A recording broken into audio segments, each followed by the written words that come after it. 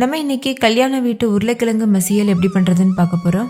இது எல்லா விதமான சாதத்து கூடவும் பெர்ஃபெக்டான காம்பினேஷனாக இருக்கும். ஸோ கண்டிப்பாக ட்ரை பண்ணி பாருங்கள். வீடியோவில் சொல்லியிருக்க அதே மெத்தடில் பண்ணிங்கன்னா அப்படியே கல்யாண வீடுகளில் சாப்பிட்ற டேஸ்ட் கிடைக்கும்.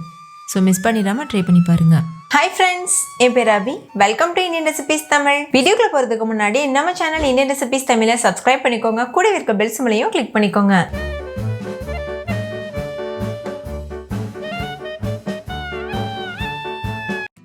ஃபஸ்ட்டு இந்த ரெசிபி பண்ணுறதுக்கு ஒரு கடாய் சூடுபடுத்திக்கோங்க. அதில் 2 டேபிள் ஸ்பூன் எண்ணெய் சேர்த்துக்கோங்க. நான் தேங்காய் எண்ணெய் சேர்த்துருக்கேன். நீங்கள் எந்த எண்ணெய் வேணாலும் யூஸ் பண்ணிக்கலாம்.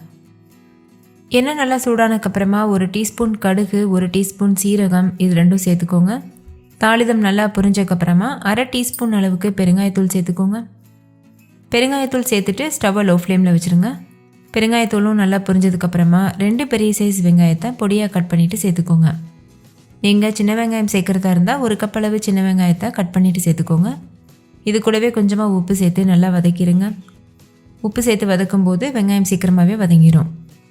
வெங்காயம் முழுமையாக வதங்கினதுக்கப்புறமா 4-5 பூண்டு பற்களை 1/2 டீஸ்பூன் சோம்போடு சேர்த்து நல்லா நுணுக்கிட்டு அதையும் சேர்த்துக்கோங்க. சேர்த்துட்டு பூண்டோட பச்சை வாசனை போகிற வரைக்கும் வதக்கிடுங்க. 1-2 நுணுக்கிட்டு சேர்த்துக்கோங்க, அப்போ தான் நல்லா வாசனையாக இருக்கும்.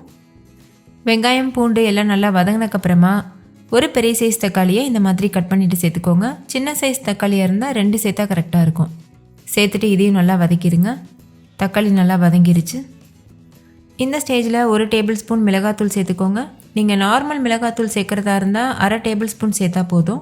நான் காஷ்மீரி மிளகாத்தூள் சேர்த்துருக்கேன். இது காரம் கம்மியாக தான் இருக்கும், அதனால் 1 டேபிள் ஸ்பூன் சேர்த்துருக்கேன். அடுத்து இதில் 1/2 டேபிள் ஸ்பூன் மல்லித்தூள், 1/4 டீஸ்பூன் மஞ்சள் தூள், தேவையான அளவு உப்பு, 1 டீஸ்பூன் கரம் மசாலா, இதெல்லாம் சேர்த்துட்டு நல்லா மிக்ஸ் பண்ணிடுங்க.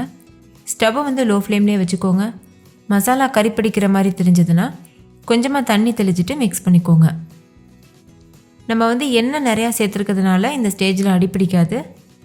இந்த ரெசிபிக்கு முடிஞ்ச அளவு தண்ணி சேர்க்காம அப்படியே நம்ம அந்த எண்ணெயிலேயே வதக்க பார்க்கணும். இப்போ இதில் வேக வச்சு மசித்த உருளைக்கிழங்கு சேர்த்துக்கோங்க. கைட்டையே 1-2 அந்த மாதிரி உதிர்த்து விட்டுக்கோங்க. நான் 3 உருளைக்கிழங்கு எடுத்து குக்கரில் போட்டு 4 விசில் வச்சு வேக வச்சு எடுத்துகிட்டு அதுக்கப்புறமா தோலை உரிச்சிட்டு இந்த மாதிரி நசுக்கி சேர்த்துருக்கேன். அடுத்து இது கூட 2 பச்சை மிளகாய், 1 கொத்து கருவேப்பிலையும் சேர்த்துக்கோங்க. சேர்த்துட்டு நல்லா மிக்ஸ் பண்ணிடுங்க. ஸ்டவ்வை லோ ஃப்ளேமில் வச்சுக்கோங்க. நம்ம உருளைக்கிழங்கு நல்லா வேக வச்சு தான் சேர்த்துருக்கோம், அதனால் இந்த மசாலாவோட இது நல்லா மிக்ஸ் ஆனால் போதும். ஒரு 5-7 நிமிஷத்துக்கு இதுக்கு அடுத்து வேக வச்சா போதும். இடையிடையில் இந்த மாதிரி கலந்து விட்டுட்டே இருக்கணும். ரொம்ப அடிப்பிடிக்கிற மாதிரி தெரிஞ்சால் மட்டும் கொஞ்சமாக தண்ணி தெளிச்சிக்கோங்க. லேசாக தான் தெளிக்கணும், ரொம்ப தெளிச்சிடக்கூடாது. முடிஞ்சளவு அந்த எண்ணெயிலேயே நல்லா சுருளை கிண்ட பார்க்கணும், அப்போ தான் நல்ல டேஸ்ட்டு கிடைக்கும். இப்போ பாருங்கள், ஒரு 5 நிமிஷம் கிட்ட ஆகிருக்கு. நான் இடையில மிக்ஸ் பண்ணிகிட்டே இருந்தேன். நம்ம இதை மூடி போட்டு வேக வைக்கணும்னு அவசியம் இல்லை, ஓப்பன்லேயே வச்சு தான் வேக வைக்கணும். ஃபைனலாக இதில் கொஞ்சமாக கட் பண்ணினா கொத்தமல்லி இலை தூவிட்டு நல்லா மிக்ஸ் பண்ணிவிட்டு நம்ம சர்வ் பண்ணிடலாம். அவ்வளோதான், ரொம்ப ரொம்ப டேஸ்டியான கல்யாண வீட்டு உருளைக்கிழங்கு மசாலா சூப்பராக தயாராகிடுச்சு. நீங்களும் கண்டிப்பாக இதே மெத்தடில் ட்ரை பண்ணி பாருங்கள். இது ரசம் சாதம், தயிர் சாதம், சாம்பார் சாதம், இந்த மாதிரி மைல்டான சாதத்து கூடலாம் பக்காவான காம்பினேஷனாக இருக்கும். ஸோ மிஸ் பண்ணிடாமல் ட்ரை பண்ணி பாருங்கள். ஓகே ஃப்ரெண்ட்ஸ், இந்த வீடியோ எல்லாருக்கும் ரொம்ப பிடிச்சிருக்குன்னு நம்புகிறேன். பிடிச்சிருந்தா லைக் பண்ணுங்கள், உங்கள் ஃப்ரெண்ட்ஸ் கூடவும் ஷேர் பண்ணுங்கள். நீங்களும் வீட்டில் செஞ்சு பார்த்துட்டு டேஸ்ட் எப்படி இருந்ததுன்னு கமெண்ட்டில் சொல்லுங்கள். தேங்க்யூ, பாய்.